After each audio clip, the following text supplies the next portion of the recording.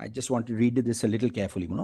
Paragraph 2 of Article 11 does not state any limitations on the parties' freedom to agree on a procedure for appointing an arbitrator or arbitrators. The provision does state that the freedom is subject to the provisions of paragraph 4 and 5 of this article, similar to ours. But those paragraphs only provide for supplementary intervention by the courts in case the agreed on procedure fails to work. They do not place any express limitation on the parties. Nevertheless, in drafting paragraph 2, it was recognized that the model law as a whole implied certain restrictions on the parties' agreement regarding appointment of arbitrators. The third working group cites examples, 2 articles that give rise to such restrictions. Article 12 concerning grounds for challenge, Article 34 concerning the court's power to set aside arbitration. Thus, for example, if the procedure agreed on results in arbitral tribunal fails to meet the standards of impartiality and independence, arbitrator will be subject. Similarly, if appointment results in a party not receiving proper notice, an award may be set aside and refused recognition. These are specific restrictions contained in the model code. Go to the effects of the procedure. These restrictions result the results of the selected appointment, not the procedure itself. Thus, the arbitration agreement does not provide for proper notice. Then 11. Next paragraph. The working group considered at some length adding to Article 11 an explicit limitation on the parties' freedom to determine the procedure for selection of arbitrators. Provision would have stated procedure agreed upon parties would be invalid or to the extent that it gave one party predominant position, on the words of an alternative draft, manifestly unfair advantage with regard to the appointment of arbitrators. This provision was later deleted. One, problem did not arise frequently. They were not probably aware that the problem arises very frequently here, but that was their understanding. To other provisions of the law, and we rely on this. Other provisions of the law, such as 12 and 34, could be used to address the problem. Wording was regarded as too vague, could lead to controversy, dilatory tactics, potentially invalidation of well-established, recognized appointment practices, while the working group concluded that such a provision had no place in the model law, and the final text accepted by the Commission confirms that decision. The working group did note that its determination should not be understood as expressing support for unfair practices. And my lord, I just want to show what exactly it said is at page 9998 of the same volume. Serial 1, I want to show the sentence actually which the working group used. Serial 137 at 9998.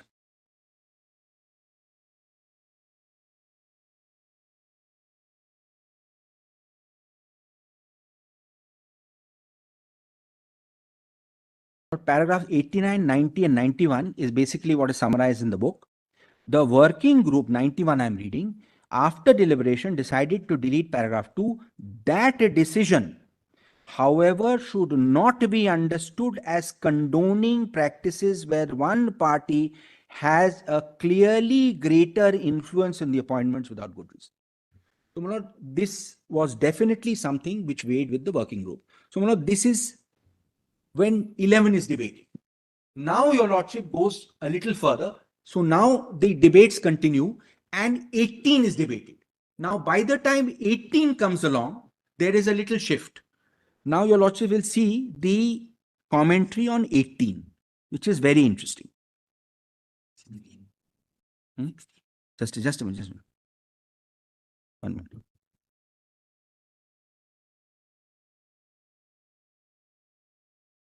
Have you shown this? I've shown 11. 11 is over. My lord, may come to Article 18 commentary. It was not because they accepted such clauses, but Correct. they felt that the other provisions would be sufficient to deal with them. Now, my lord, 18 commentary is very interesting. Please come to 10050. Serial 143, no, tab 143.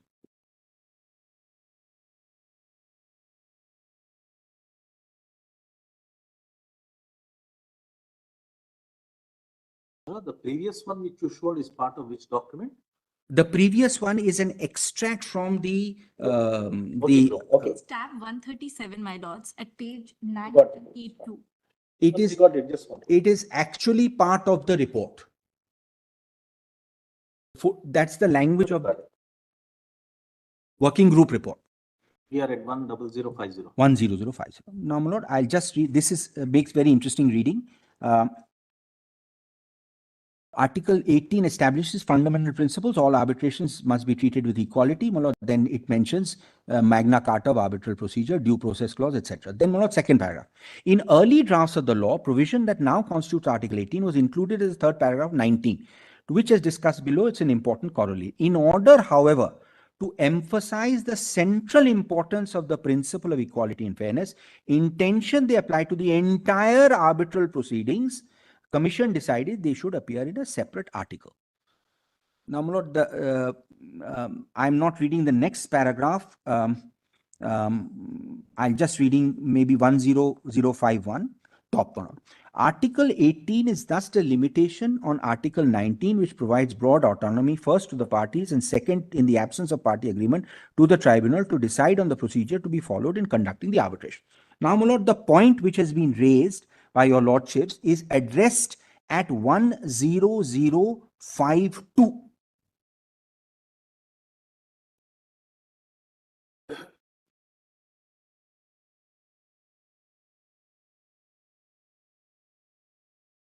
The precise scope of application of Article 18 may give rise to some question.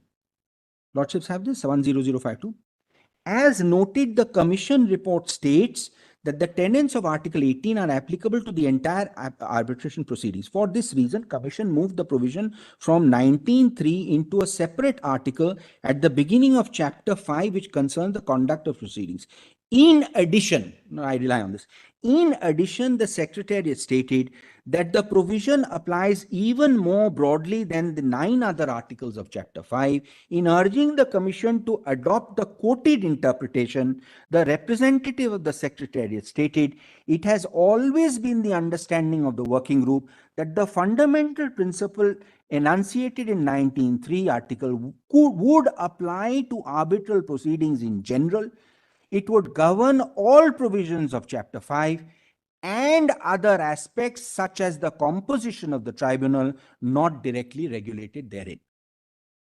So, my lord, though one interpretation could be that it would be a very truncated interpretation. It means the tribunal is set up which is not impartial, or there is no equality between the parties, but they behave impartially.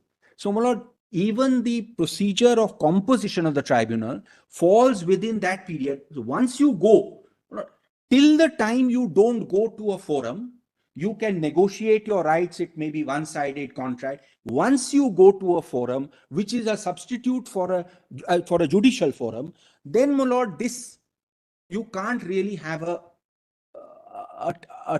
not a level playing field. And therefore, my lord, their understanding was that the composition is also, my lord, something which is covered. And, my lord, this is one part of it. The commentaries also say this. I'll show the commentaries now, my lord, and that will also make it clear, my lord. First, if your lordship sees, these commentaries are also referred to the, my lord, just lord may first see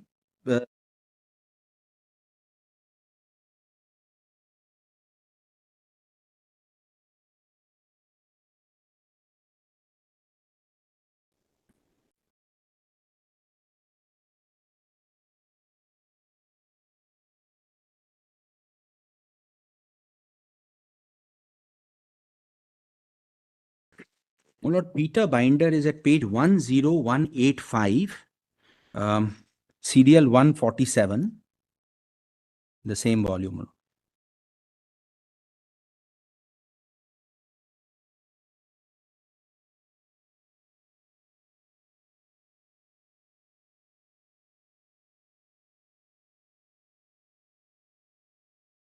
Happily for me, all this is reflected in the learned SG submissions also, much of this.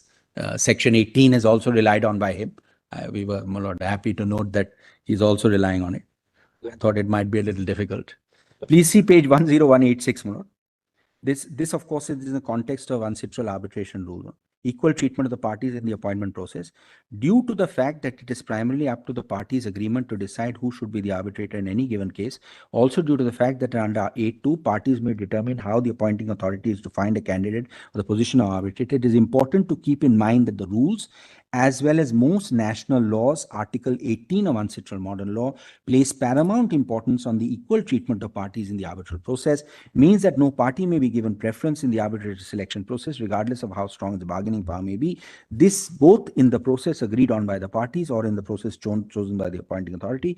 Any violation of this principle could lead to a setting aside of the arbitral award for violation of this fundamental principle. This is one view which is given in Binder. And then, my lord, one more. I'll show there are a number of others. I'll just show one more. My lord, serial number 148, page. This is Fouchard, my lord, 10189. Just 10189, my lord. At 10191.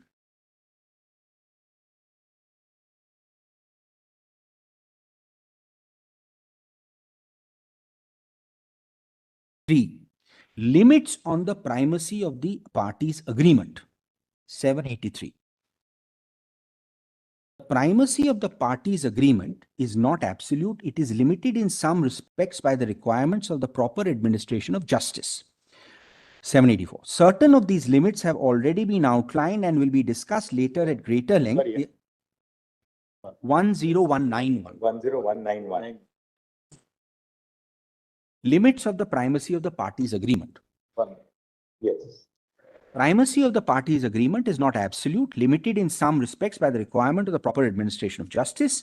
Certain of these limits have already been outlined and will be discussed later at greater length. They are the arbitrators' independent impartiality. You know, that was my first submission. Others result from the requirement that the parties' method of appointing the arbitrators or the institutional rules chosen comply with the fundamental principles of due process. These principles include, in particular, the parties' right to fair trial and their right to equal treatment. Latter is expressed in the Ancestral Modern Law, Article 18 of which states the parties shall be treated with equality. You know, Dutch law is also mentioned, German law is also mentioned, and those are quoted. They are much more, my lord, specific. So, my lord, these, in fact, in the recommendations by the expert committee, we have suggested similar amendments to be made to the relevant provisions. So, my lord, 18 in our respective submission is also a ground on which this clause, my lord, can be held to be contrary to the provisions of the Act in view of the observations in Lombardy. And, my lord, therefore, under 11.8, because there is evidently unequal treatment of the parties, my lord, it's a given deal. In fact, the entire language of Voestalpine and the entire language of even core is that you balance. So balance is only when, my lord, there is equality. So, my lord, this is so far as this is concerned. And, my lord, one other very interesting judgment I want to put, and then, my lord, I will come back to core and conclude. My lord, one aspect of this, so whether your lordships put it in the impartiality independence category or equal treatment category, the approach taken in the US is on the basis of unconscionability. Here also, my lord, we are grateful to the learned solicitor. 10 cases he has summarized in his written submissions. 10 such judgments he has summarized. I will show what I would submit. We had filed 3 or 4. Some others are there. I will show one judgment, because this issue of panel and one party controlling a panel has arisen in multiple cases in the US with multiple, my lord, this thing. I will show one, maybe if your lordships indulge, 2 cases which are very instructive. Lordship first sees serial number 140. Volume 3, page 4294.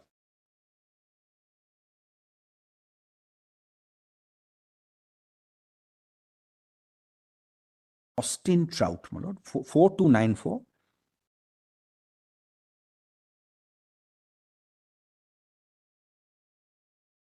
tab 140 versus the boxing organization. This was a professional boxer who wanted to avoid the clause in the WBO agreement. Tab 138. I'm so sorry. Please come straight away to 4301.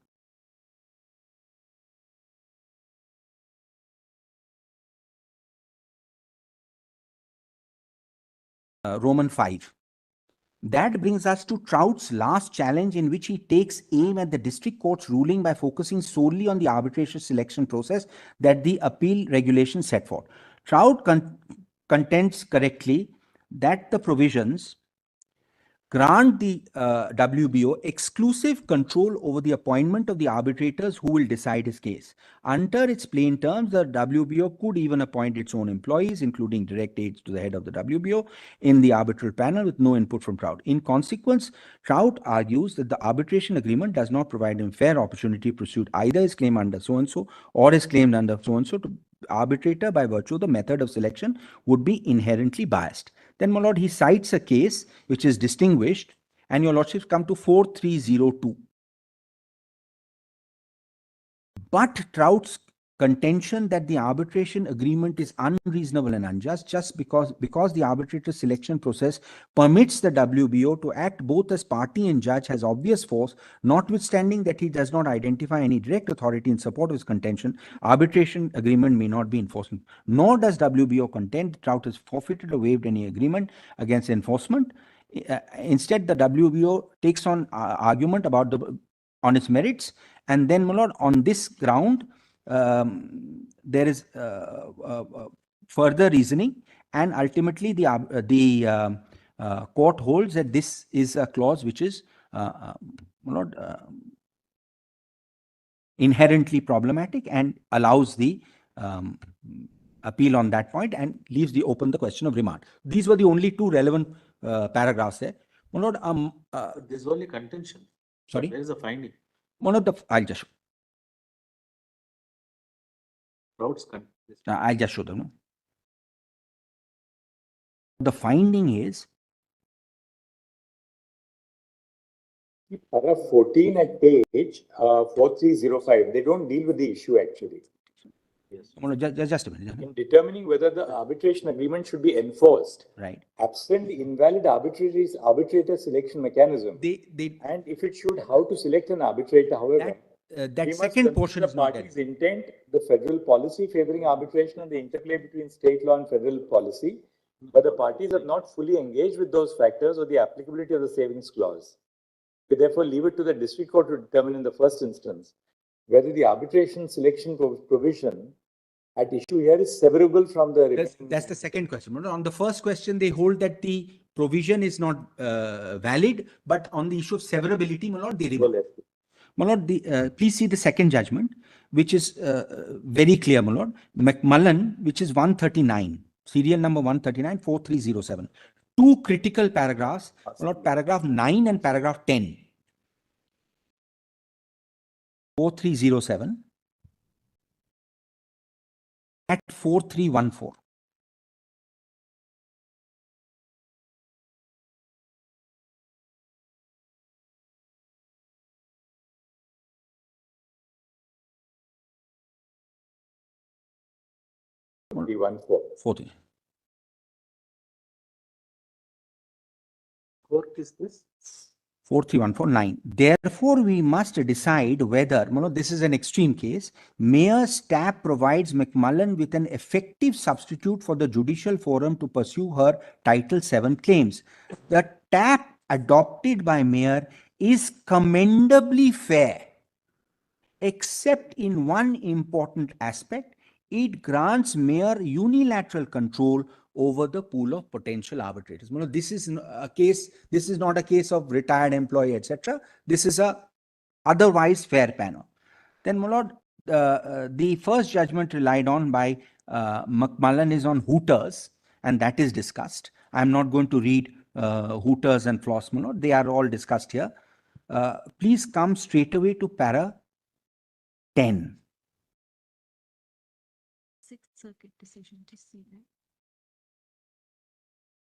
Well, just one minute, I'm sorry, Manoj. Please come before that to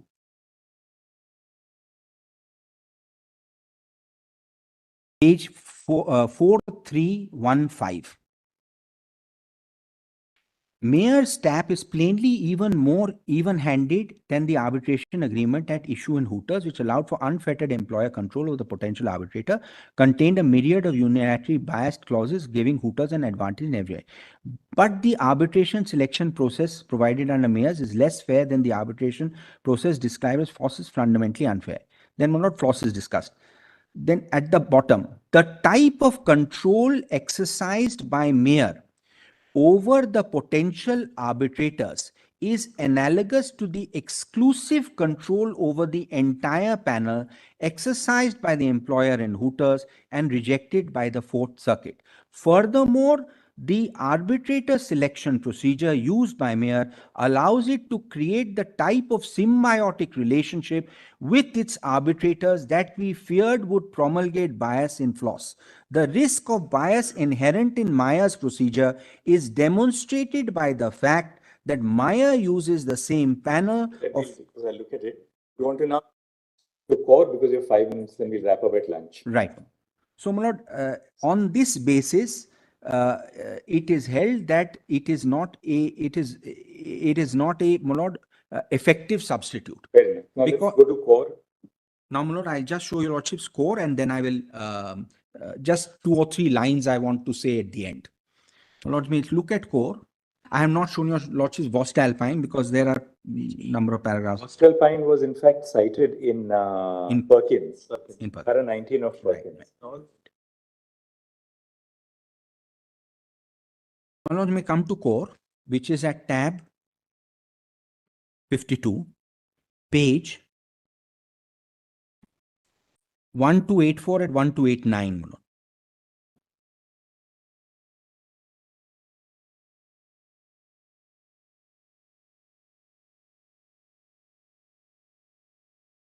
Lord, in this case, the Allahabad High Court had appointed an independent arbitrator.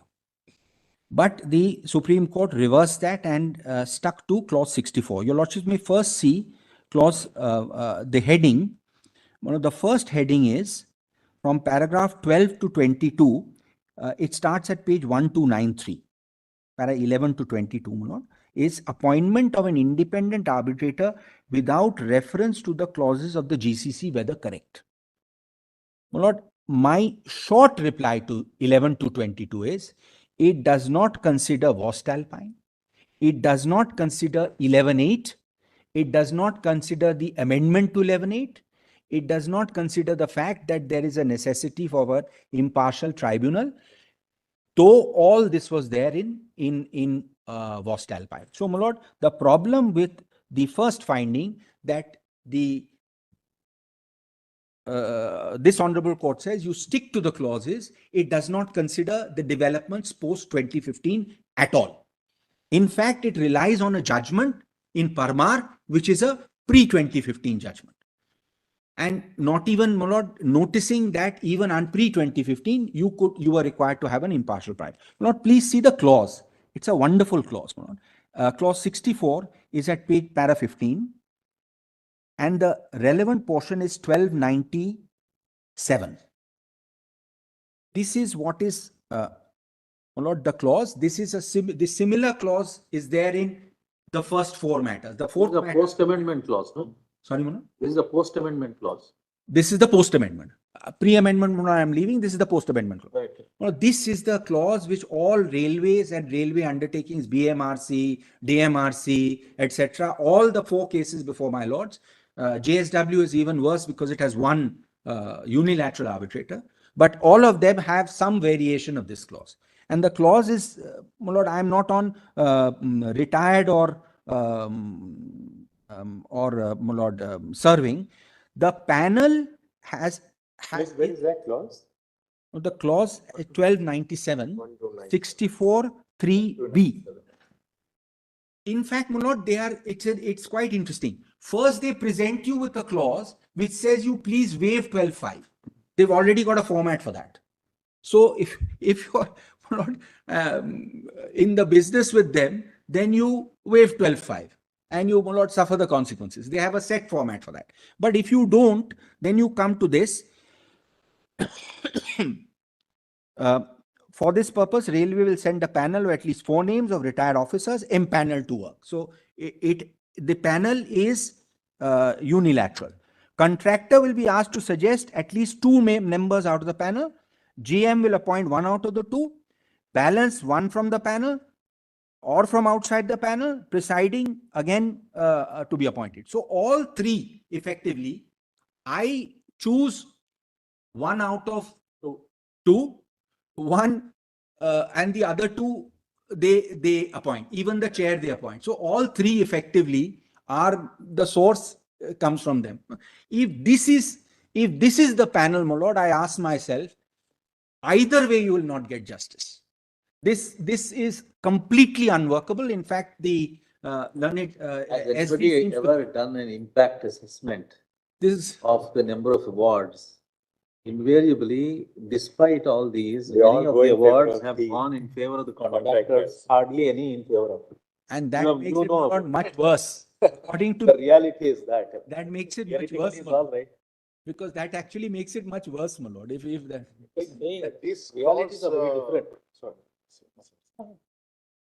Put the party at a serious disadvantage so far as choice of. there is, my lord, it is arbitration is usury. concerned. There is no choice. In fact, the learned SG has conceded in his note that core is wrong. My lord, One, you have to appoint your arbitrator. You means the claimant from out of the panel suggested by the railways. 2, the other 2 are appointed by the yes, railways. yes, And that's, chairman also. So the by the way. chairperson is appointed that's by the clause, my lord. That's the standard clause. Only difference between pre and post is that earlier they were gazetted officers. Now you have retired officers in the panel. That's the only. That's the only distinction. So thank you, Mr. 15 minutes, 10 minutes. Now we'll wrap up. 1 10 o'clock minutes. means 1 o'clock. Go by the schedule. 1 o'clock means 1 o'clock. At 2 o'clock, we'll hear Mr. I will just summarize in literally in 5 minutes. I will not show any document. No, give us a small note after Hold on, that. just We'll- 5 minutes or Uh, not. 5 we- minutes. no, It's 5 o'clock. 5 Here, minutes. 2 o'clock now, Mr. Paul. Thank you. I'll start. Yes,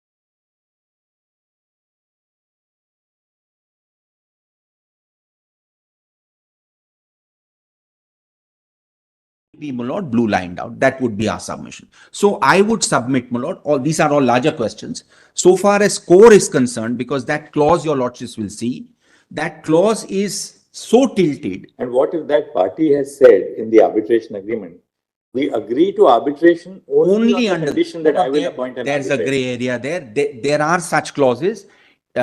Our court has held that despite such clauses, you can go ahead. But there is a gray area there, my lord. I may not be able to go that far. There are clauses which say, unless this procedure is followed, There'll be no I other do not agree to arbitration. Then your lordships may have to respect party autonomy to that extent. But that is not the language in 64 as we have it here.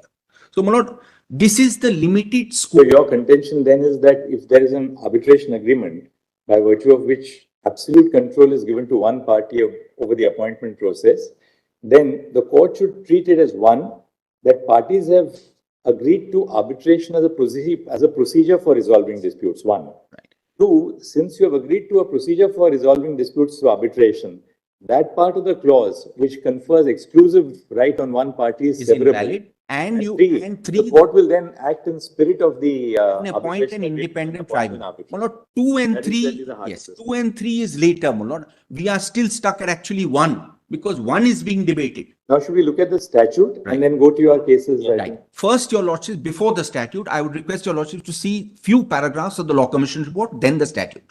It will be in sequence because Well, let's see the statute first, All and then right. we'll go back to the law. All right. Then we'll understand very how it well. was. My lord, 7 or 8 provisions of the statute. It's in volume. It's in at page 101. Of Volume 3.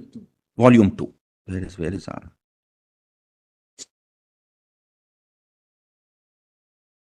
So this is the statute after the 2015 amendment, because we are now only post the 2015 amendment. Now, my lord, the reason I am showing some sections is only to establish the proposition that there are some provisions of the Arbitration Act which are mandatory. There is no general party autonomy. Some provisions, as per the commentary and as per the travaux, are mandatory. So those cannot be derogated from. That's the language of the Act and that's the language of the commentary. Lordships may first see section 4. Few sections. 101, my lord, it starts, volume 2. 07.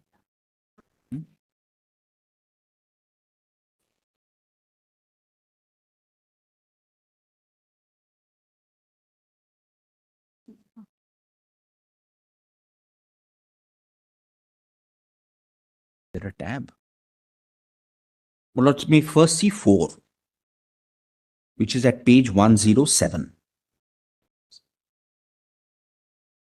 What's the only reason I'm showing it? I'll show some commentary on this later. This is the waiver provision. It has some relevance in our case. A party who knows that any provision of this act from which the parties may derogate. So, my lord, there are provisions in the act from which you cannot derogate. The word derogate is used in 2 sections of part 1, section 4 and section 34. So you cannot, so my lord, this section and article 4 commentary, which I will show later, recognizes there are some provisions which cannot be derogated from. Then your lordship sees 5, which is the extension of jurisdiction, just for the sake of completion. Then please straight away come to section 11, which is at page 110.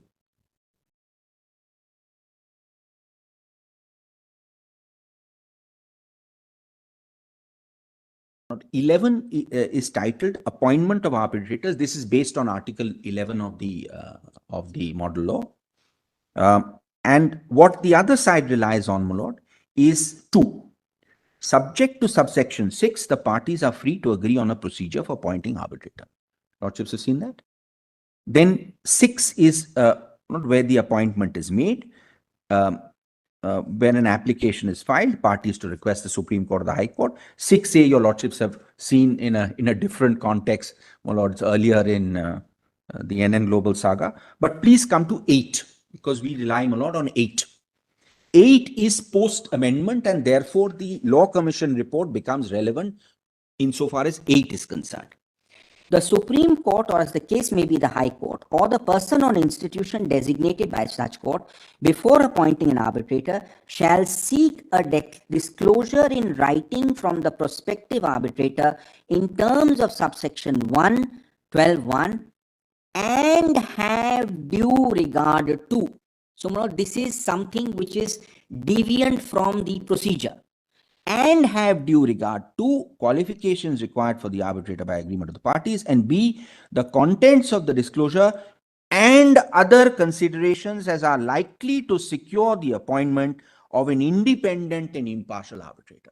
So, my lord, 11.8, and it has been judicially also held by this honorable court, by your lordships, that you are required, I would not even say, my lord, you are it's a discretion. You are required to deviate from the procedure to ensure that the tribunal that you appoint under 11, the court, is an independent and impartial tribunal. So, my lord, 11.8 is crucial for our purposes. I will show some the Law Commission report on that, and, my lord, some commentary on that. This, in my view, is something which Core has completely missed. 11.8 has not been noticed. Then, my lords, may go to section 12, which is at page 113. 112. This will be elaborately argued by, my lord, various others here. I'm just touching on it. 12 is grounds for challenge. This has been amended drastically after the 2015 amendment in view of the Law Commission report. 12 has been substituted. My lord, various disclosures are to be made. And then important is 12.5. Page 113.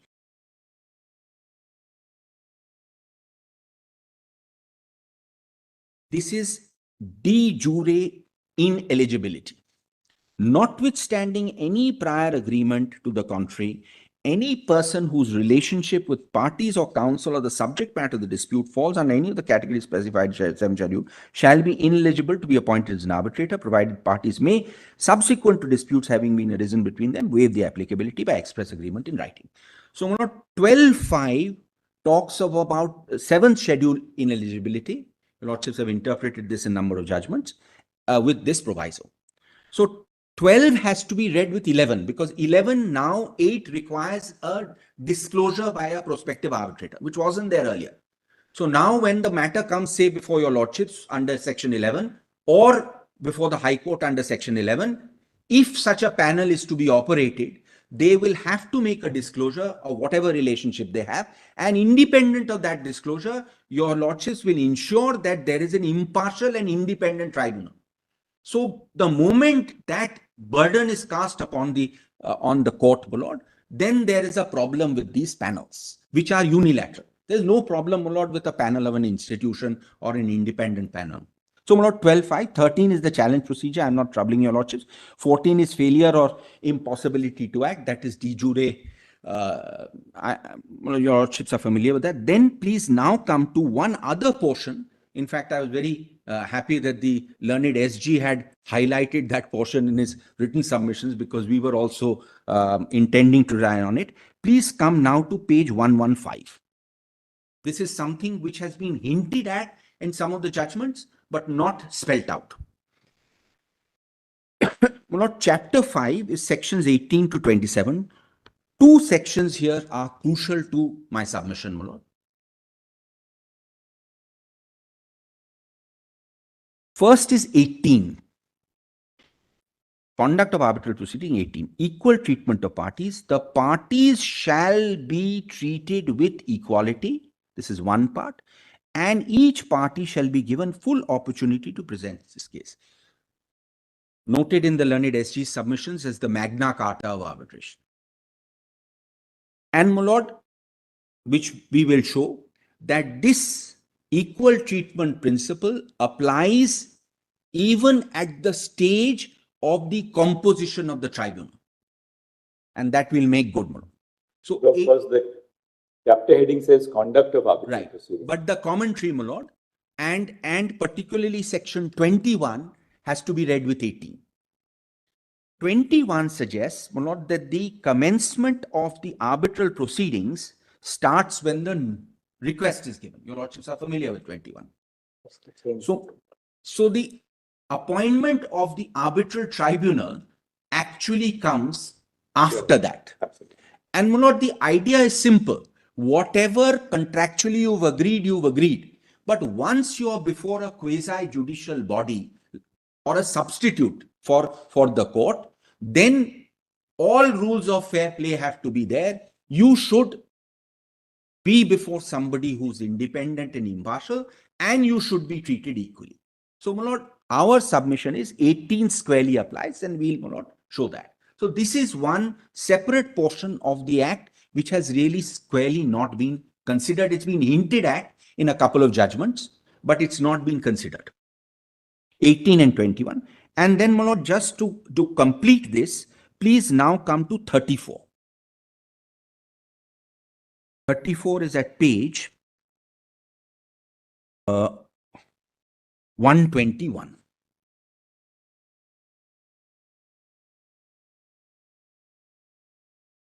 As your lordships know, there are two limbs to 34. One is party and one is, my lord, public policy. The two portions I want to show, which are of some relevance, my lord, is 34.2a2 and 34.2a5.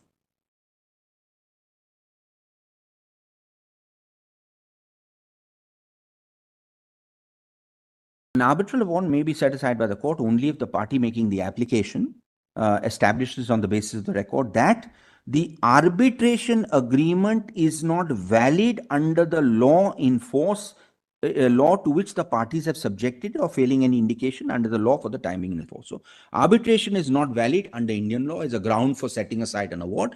And more, my lord, pertinently, 34.2a5. There's some very interesting commentary on 2a5.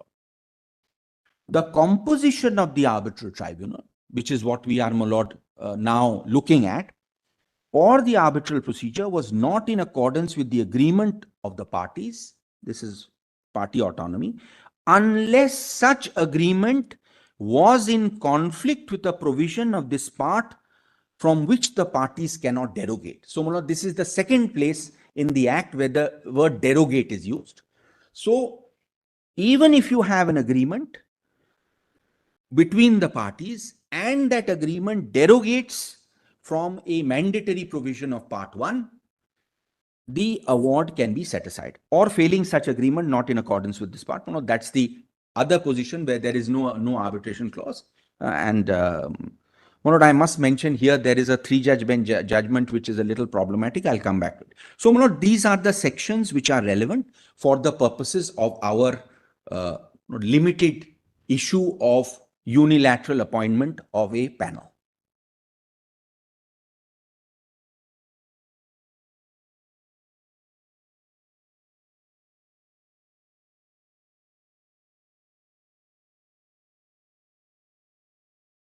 Before I go to the 4 judgments, may I now just invite your lordship. Mr. Banerjee, just before we leave this statutory provisions, this chapter 5 is conduct of arbitral proceedings. Correct. Now, only by virtue of what is contained in section 21, you are saying that it will also relate to not just conduct of the proceedings, but also The commencement composition and composition of the tribunal. My lord, I will show your lordship some commentary on this very article 18, which suggests that the composition is also covered by 18. The heading, no doubt, seems to suggest. Yeah, heading is a little misleading. But Yes, what you are trying lordship to is say. absolutely right. But I will show, that's why I wanted to mention, my lord, I will have to establish that this Provision is relevant for the composition stage. And that, my lord, we will establish by the relevant, my lord, material. Now, which are the non-derogable provisions of the part in regard to composition? Right.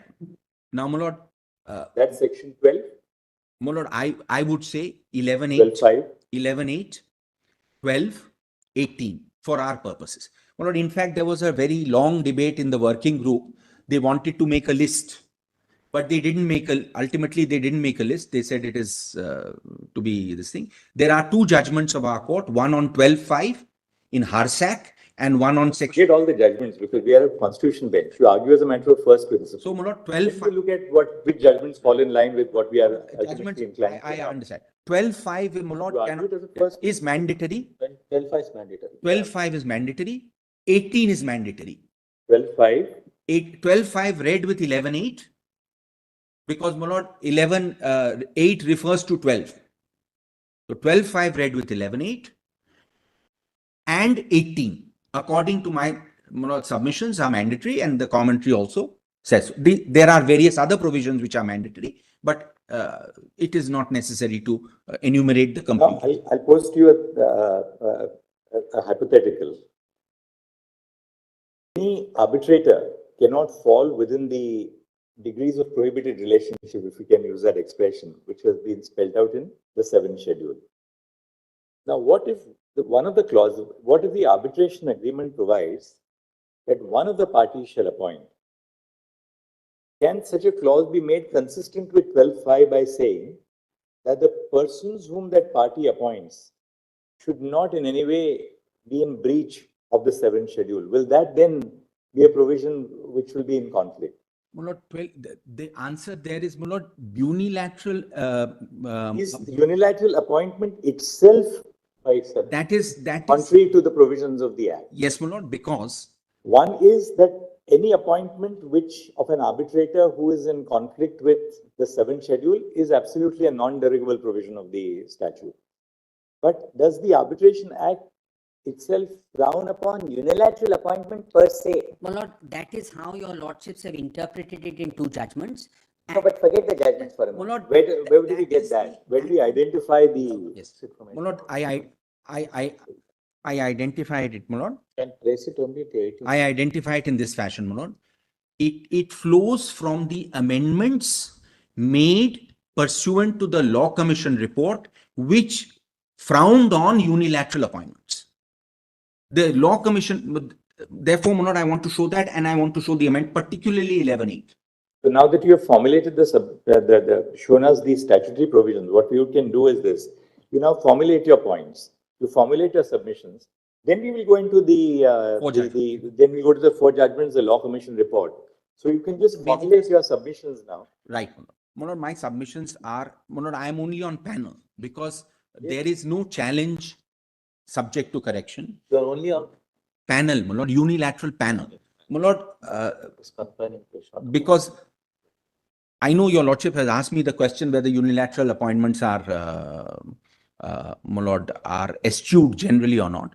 But Suppose the railways, for instance, says that, look, we will have a panel of people who are not connected with us at all. We have a panel. absolutely, Mulot, I have to answer that. We have a panel of retired judges. We have a panel of impeccable, Mulot, integrity, Is that, etc. is that permissible under the statute? Right. Or not? Mulot, according to us, no. And I'll formulate 4 or 5 Mulot, under 4 or 5 heads. All right. Now, why don't you just take the next 3 or 4 minutes and formulate your submissions? You can we've asked you a question right at the beginning, but it will help us to formulate your points. You can, if you want to read your written submission, we can read your written That submission. will come to you. There are 4 grounds on which, 4 Yes. different jurisprudential grounds on which, All right, Lord, just formulate that. there are 4 jurisprudence. Lord, one is that a panel unilaterally appointed by one party. One thing. Control, you want to mention control? Lord, the better word would be unilaterally controlled by one party. A panel unilaterally controlled by one party, Lord, would fall foul of section 11.8 read with section 12, in that it would not be independent and impartial. This is the first, my lord, first ground. 11.8 read with 12. In that it will not be. An independent and impartial tribunal. It may be impartial, but it is not independent. It will not be an independent and impartial tribunal, which is a non-derogable, my lord, facet of arbitration jurisprudence. It has to be independent and impartial. Otherwise, the entire edifice collapses. But independence, is it a quality in the arbitrator or is it in the process of appointment? It's in the process, my lord. I will show, my lord. There's a very nice paragraph. I will show, my lord. Independence is qua, my lord, the clause, my lord. We are not on individual arbitrator. The argument could be really that you must avoid an appearance of bias, not just actual bias. Right, my lord. The actual bias we are Therefore, you don't not have to alleging. go so far as to say that, well, I'm aggrieved because this particular panel which they have appointed is suffering from lack of independence. But the fact that one party controls it I will show, my lord. satisfy the principle that there must be it must generate confidence in the arbitrating parties. It must generate a sense of credibility. I have four We heads say in a under court, which it's your not just lordship will. actual bias, it's an appearance of bias which must be avoided. One is the bias argument. My lord, I am on the Independence argument. independence argument because if your lordship sees 11.8, my lord, one is disclosure, bias, etc. And just show 11.8 again. It will not be an independent panel. Yes. So, my lord, this is an important question, my lord, because let me not put it very bluntly. And and one more sentence you can add there in your first proposition, that a panel which is exclusively controlled by one party, according to you, suffers from a lack of independence. Right. This is, my lord, proposition 1. For that, you will have to drawings from 18. 18 is You may be separate. able to draw in. 18 is one more. This is, my lord, 11 read with 18 is limited in its scope. 18, my lord. 18 is, my lord. Secondly, any clause which, my lord, does not. Your lordship, that exactly the question Justice Roy put to me, limited in its scope, my lord. I will satisfy your lordship on that separately. The second limb, my lord, it's a second ground on which I put. There are various, my lord, four grounds we have formulated. Independence may be also looked at from the perception, because now we're not talking about a lack of independence to challenge an award. Correct. All right. Just as when you challenge, say, a judgment of a court on the ground that the judge lacked independence, Correct. the threshold is very high. That the judge had some interest in the subject matter or was connected to the parties to the dispute, so on and so forth. But independence at the stage of composition is a matter of perception. Because you are entering into a judicial proceeding, which is arbitration is a substitute for a judicial proceeding. So when parties are entering upon arbitration, it is their perception of an independent adjudicator or lack of independence, which is crucial. Because you must create conditions which foster a sense of confidence in the process. In fact, 3 phrases, my lord, have been. Whether in fact that person was eventually independent or otherwise begs the question. In these cases, my lord, all the 4 cases before your lordships are railways and railways connected cases. From time immemorial, they have something called clause 64. The problem here is, my lord. So independence at the stage of composition is not an objective test of whether someone would or would not be biased. But the perception of a party who is accepting, correct. I am obliged. That perception must be that of an independent adjudicator. Absolutely. My lord, in fact, 3 phrases are used in judgments: major objective, paramount consideration, and important consideration. A paramount consideration is independence. Just show me.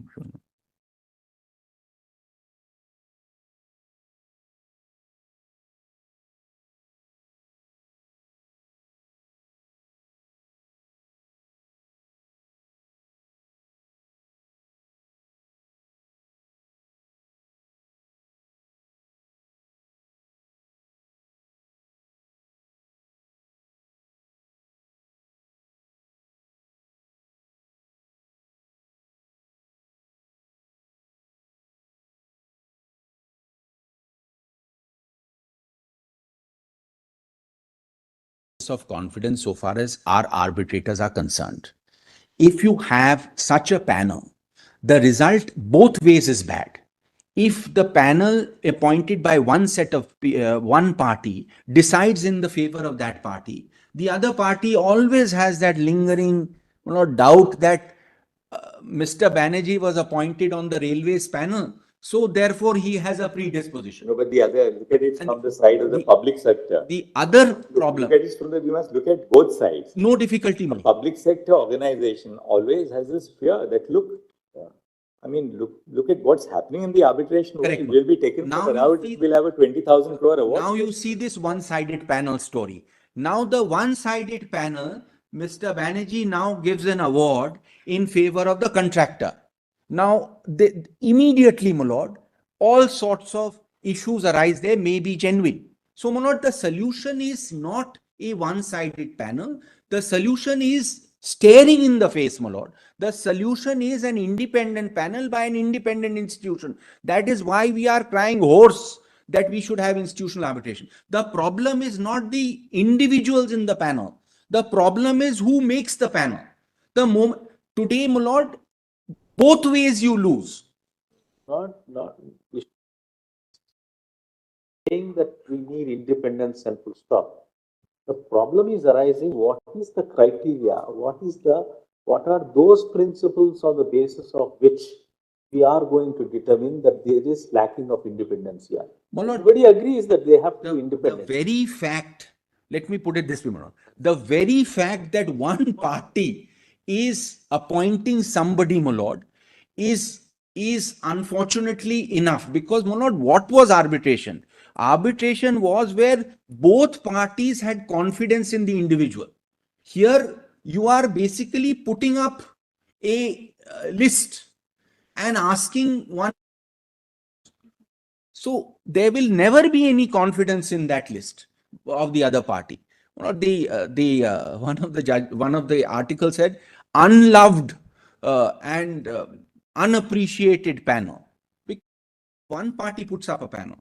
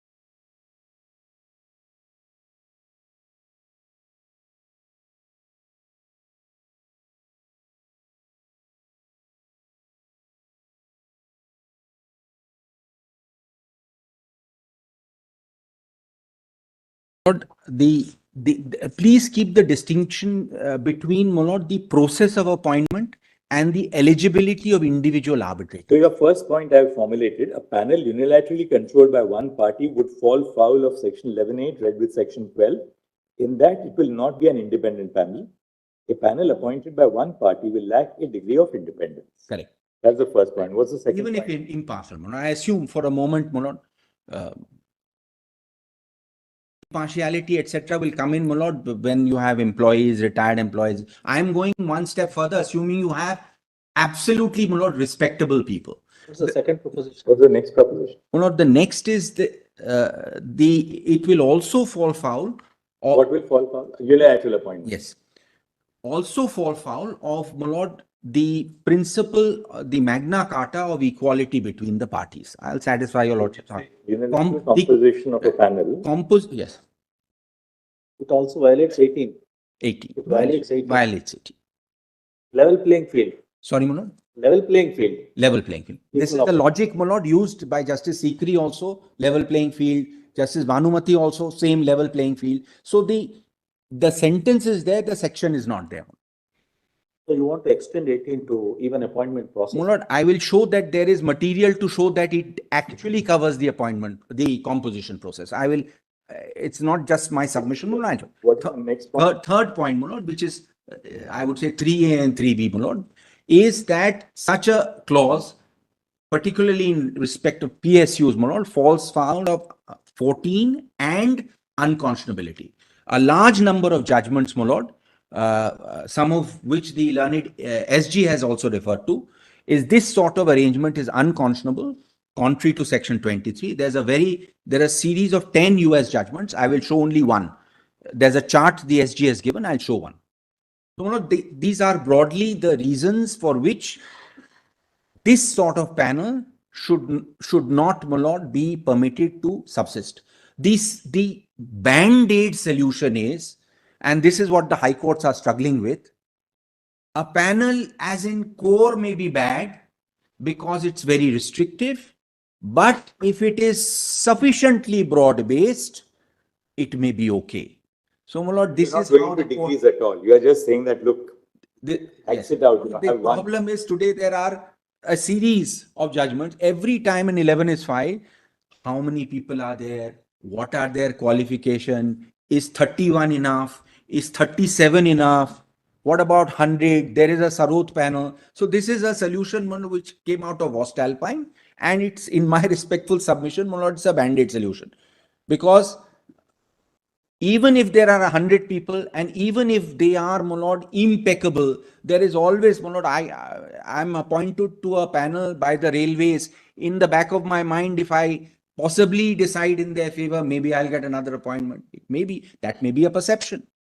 I may be, in my mind, absolutely independent. My lord, we've had instances where people have been removed from panels. Independent and impartiality is not in the degree. It's not in the degree. It is in its absoluteness. And what you facially see, my lord.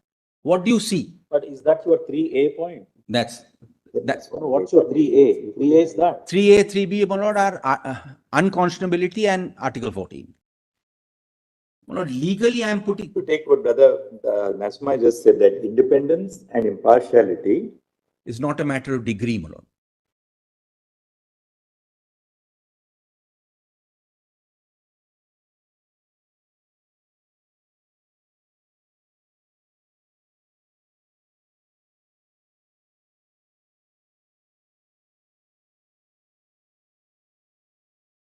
of,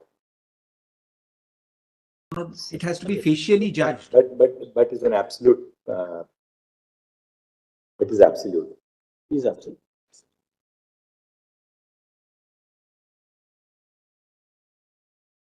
Therefore, even if theoretically the party which has unilateral control proceeds to prepare a panel which is otherwise absolutely, objectively independent. Perfect.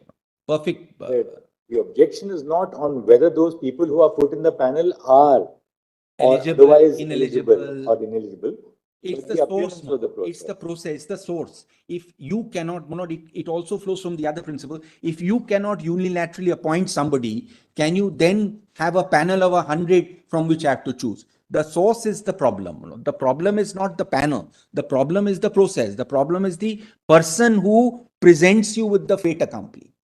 All right, we've seen now all the provisions. Right. All the provisions. Your submissions are complete now. Anything else in Monod, now I'll show the material, Monod. The material. material now. The material. Monod, your lordships may first see the law commission. Let's Your see. lordships have not seen those 4 judgments. Am I required to show the Let's first see quickly the law commission, the material, and then we'll quickly look at the judgments. Right. The judgments at the end, because judgments at the end? That's- Right. Your lordships don't want to be colored by exactly. 2 or 3 They are, of judgments. course, of persuasive authority. They are judgments of our Correct. courts. We'll look Correct. at them at the end.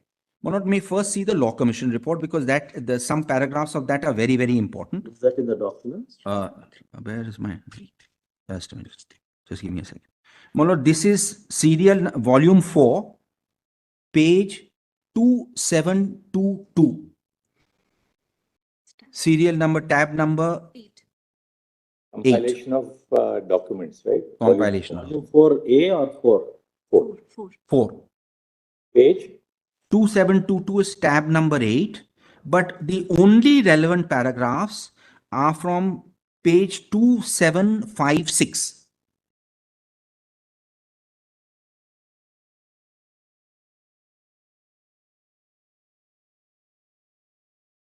You must compliment the juniors who have prepared the compilation, are very well prepared. Yeah. Otherwise, I tell you what we have is compilation of judgments by Mr. Yeah. Gaurav Banji, compilation of judgments by Mr. Neeraj Kaul, compilation by Mr. Shashankar or whoever.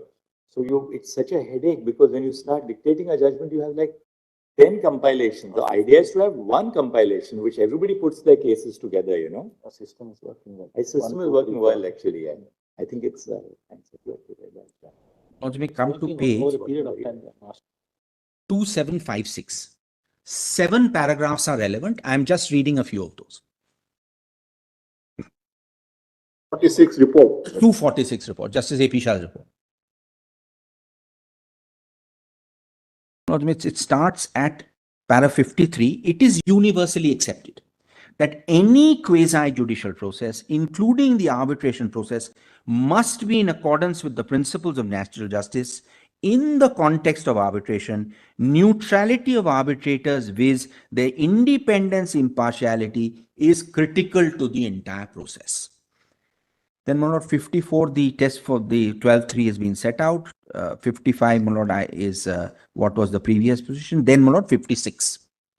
The limits of this provision has been tested in the Indian Supreme Court in the context of contracts with state entities naming particular persons' designations associated with that entity as a potential arbitrator. Appears to be settled by a series of decisions in the Supreme Court. Then, my lord, your lordship leaves all the decisions that arbitration agreements and government contracts will provide for arbitration by a serving employee of the department valid and enforceable.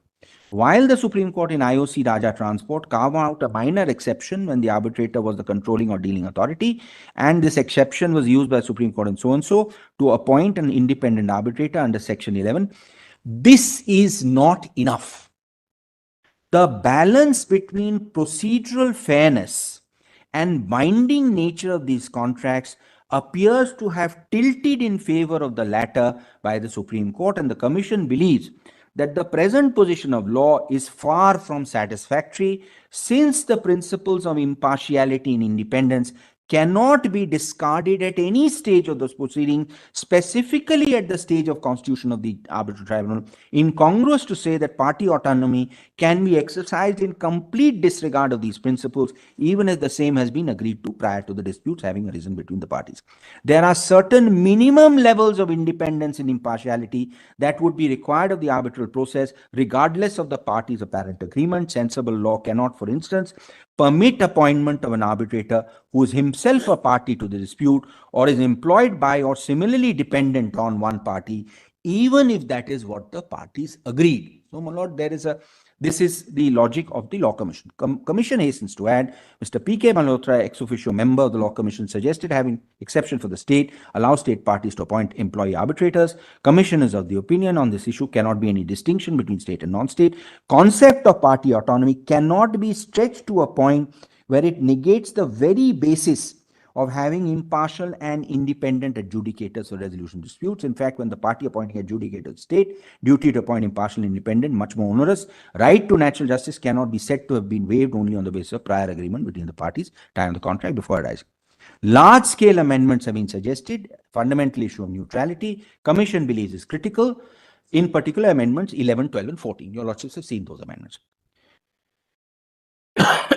Then, my Lord, 59.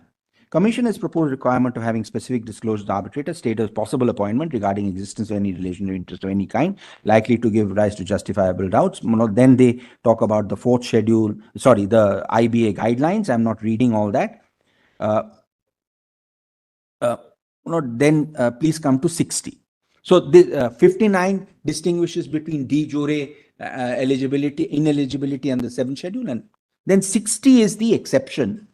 And this exception now, according to railways, they have a clause where there's a format where you sign on a 12-5 agreement. So that is now presented to you initially before you for you to waive. And many, my Lord, contractors then waive it. But that was not the purpose of this exemption. The Commission, however, feels its real and genuine party autonomy must be respected. Certain situations, parties should be allowed to waive even the categories of eligibility set out Provost Fisher. This could be in situations of family arbitrators or other arbitrations where a person commands the blind faith and trust of the parties. I don't think anybody can raise this to this level. Despite the existence of objective justifiable doubts, deal with such situation, Commission proposed a proviso to 12.5. Parties may, subsequent to disputes having been arisen, waive the applicability. The general rule has to be followed. If the High Court is approached in connection with an appointment of arbitrator, Commission has proposed seeking disclosure, so on, and which context or the designation is to have due regard of the contents of such disclosure. So this is the relevant portion of the Law Commission report.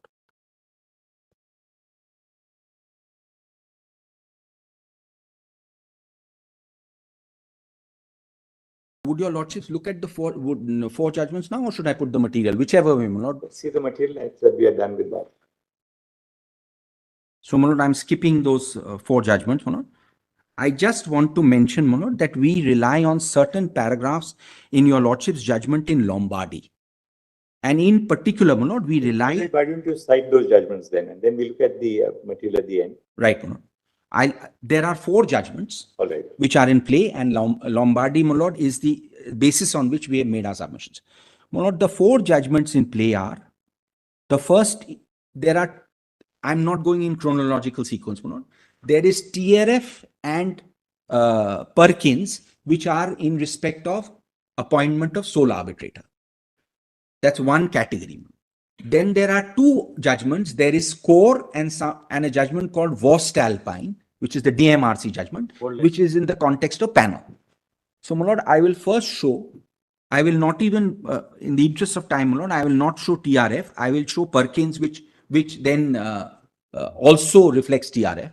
So, I will show Perkins, and then, my Lord, show Core, and then Vost-Alpine, which is some sort of, my Lord, halfway house. I want to show these three in that order, and then, my Lord, I'll make myself. First, if your Lordship sees Perkins. Perkins Eastman versus HSCC, 2019-17 SCR 275, tab 51 of volume 3, page 1254.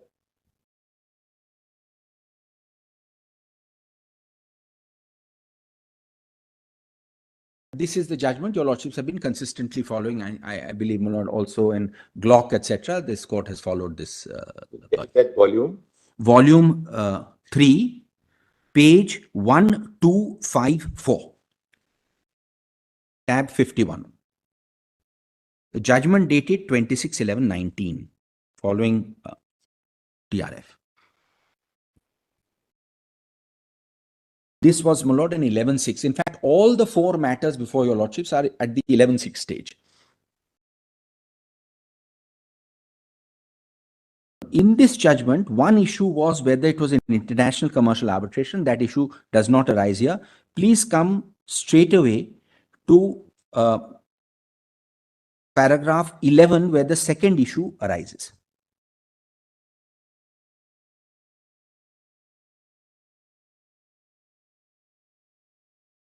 Before that, if your lordship wants to, this is para 11 where the second issue arises, page 1268. And the clause is basically the at 1269 D. The lordship sees that unless otherwise any dispute between parties in accordance with the agreement shall be referred to sole arbitration of MD or of buyer or his nominee. Venue shall be in Delhi. So this was the clause. Paragraph 14, my lord, TRF and ergo is quoted. 15 to 20 is relevant for our purposes, my lord. 15 starts at the bottom of page 1272.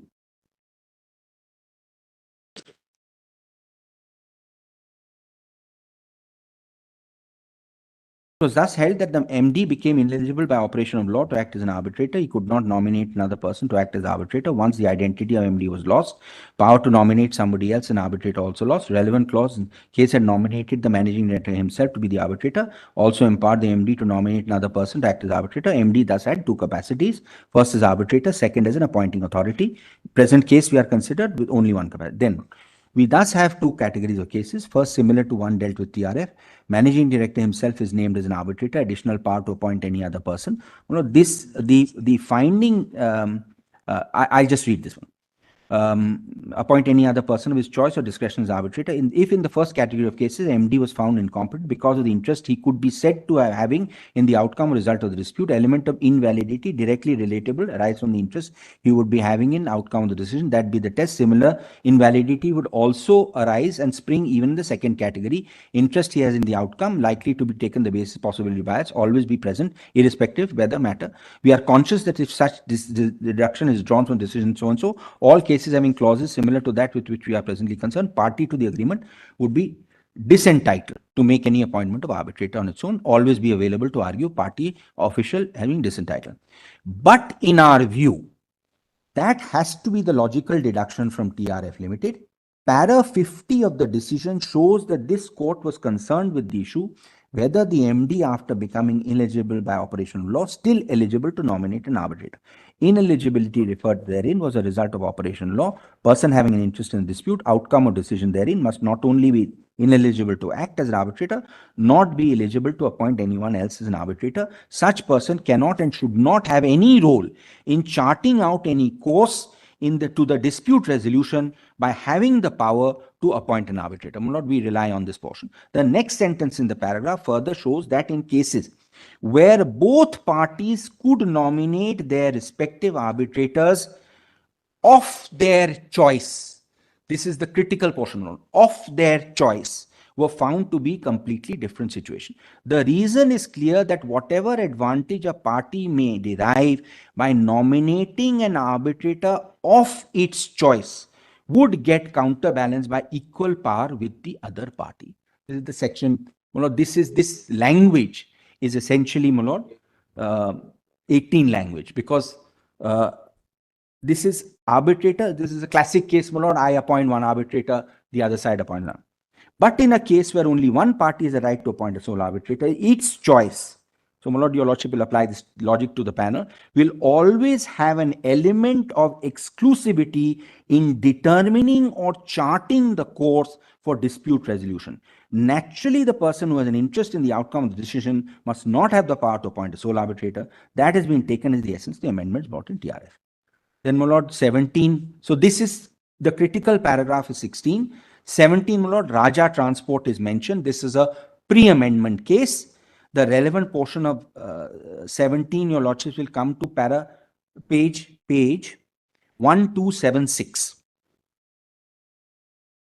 So, Mr. Banerjee, the proposition is that your choice to make or nominate an arbitrator cannot be limited to the offerings laid out by one party. That's our case. So That's our in a situation like this, it is not a choice that is being exercised, but you are confined to the offerings that is given by the other side. Correct. It's a poisoned well. It's a limited, my lord, it is. But it's again a matter of perception. Somebody from amongst the panel can also render an award against the, the And authority not- which has made That is, the, in fact, that is exactly what happened. The panel in the DMRC case was of 3 engineers nominated from the railway panel. The same clause, which your lordships dealt in DMEPL, is the same clause where 3 are nominated. One I pick from theirs, second they pick from theirs, third they pick from theirs.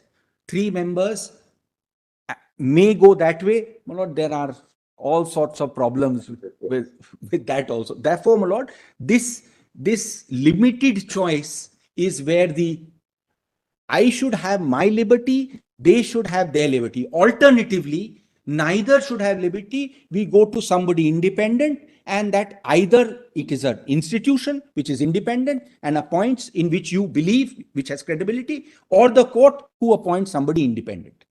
Then I don't have a problem. They don't have a problem. Neither of us have a problem. Even if the award goes against me, the tribunal, my lord, it's a matter of faith. Every case we come across, you scratch at the surface. The main problem is Banerjee, the only point is just reflect on it. I don't know whether that consideration is at all relevant. Is there a risk of killing the golden goose in the sense that what do government say? We are not going to go to arbitration at all. my lord, they have themselves set up institutions. It's not that there are no institutions available to them. My lord, they have themselves set up institutions. Surely somebody has to be believed. My lord, that there has to be some. Either you believe the courts or you believe your own institution.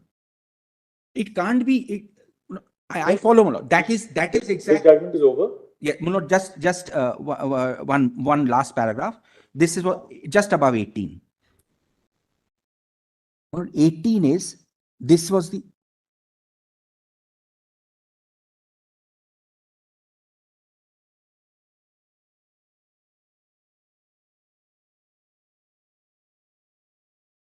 Yes. Well, no, this judgment also is very helpful because it quotes some portions of Voestalpine. So I'll just place it from here. Just was that, yes.